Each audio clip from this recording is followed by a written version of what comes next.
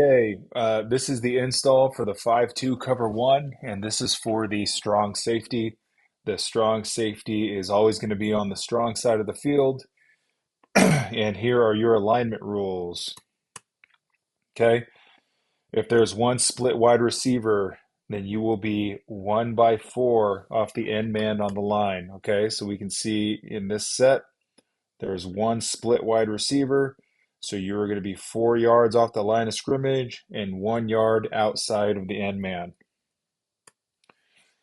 If there are two split wide receivers, then you are going to apex the end man on the line and the number two at 4 yards. Okay, so let's go take a look. Okay, this is a good example. We have two split wide receivers to the strong side.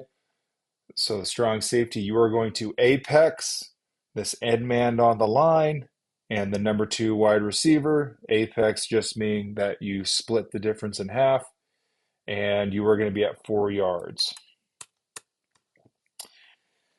If the number two is attached, okay, so that means like there's a one split wide receiver and like a tight end or a wing, then you are just going to be 1 by 4 off the end man on the line of scrimmage. So that's like this, the power I, right? We have two wide receivers to the strong side, but one is attached as a tight end.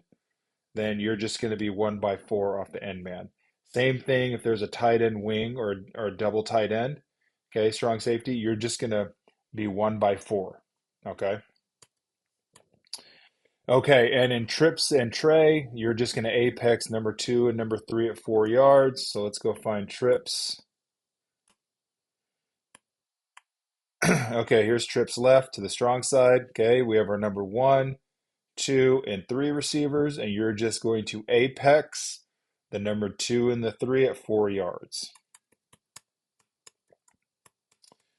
Now, tray, you're going to do the same thing. Now, remember, a tray is when there's three wide receivers to one side, but one of them is a tight end. So you're just going to apex number two and number three. Okay, strong safeties. Your base run assignment is the D gap or whichever gap is in front of you. Okay, so strong safety, if they come out in this power I, D gap is out here. This is your gap. Okay, same thing out here. This outside gap is your gap. You are a force player, meaning you want to push everything back inside. Same thing here. If you are apexing, okay, once you read run, you are just going to fill this gap here. And same things for trips, okay?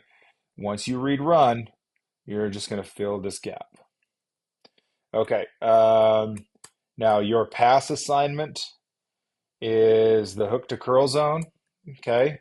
So that's going to be somewhere out in here. Okay, so once you read pass, you're just going to go out at a 45-degree angle into this hook to curl zone. Some people call this the curl to flat zone, but it's just somewhere out here. Okay, so the easiest way to think about it is just to backpedal at a 45-degree angle, and you're right here. Okay, um, now your read, let me just show you that to you in other. So if this is, excuse me, if this is um, you're just going to come kind of straight back at a 45-degree angle somewhere out here, okay? And you'll get a feel for it in the game. Same thing here, okay? So if you read pass, you're either going to backpedal or you're going to go at this 45-degree angle. You're going to be somewhere over here. All right. It's going like a tray situation, right? So you're just going to be somewhere right over here. Okay. And you can use your head, right? So same thing with trips. Let's just show trips. So you're going to come somewhere right over here.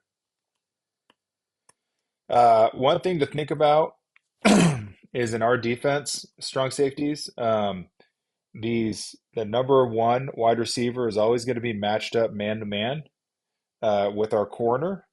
So you don't have to worry necessarily about this wide receiver because our corner is going to lock him down. Okay, you are more concerned with the number two and the number three and the running back. Okay, so for example, if in ace twins, okay, your only threats are this Y and the running back who comes out here. Okay, so you don't you're really you can make a nice read here on this Y.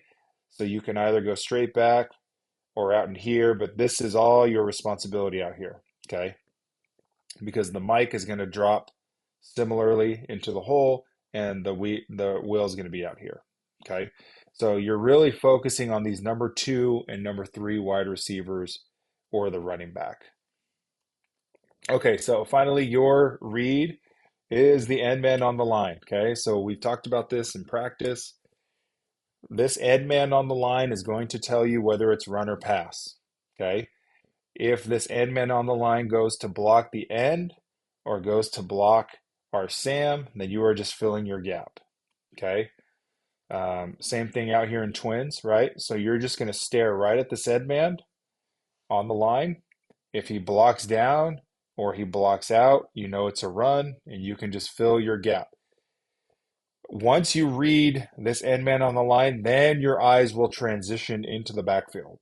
Okay. But read this end man on the line, key off of him to tell you where the ball is going. Okay. So same thing here. Okay.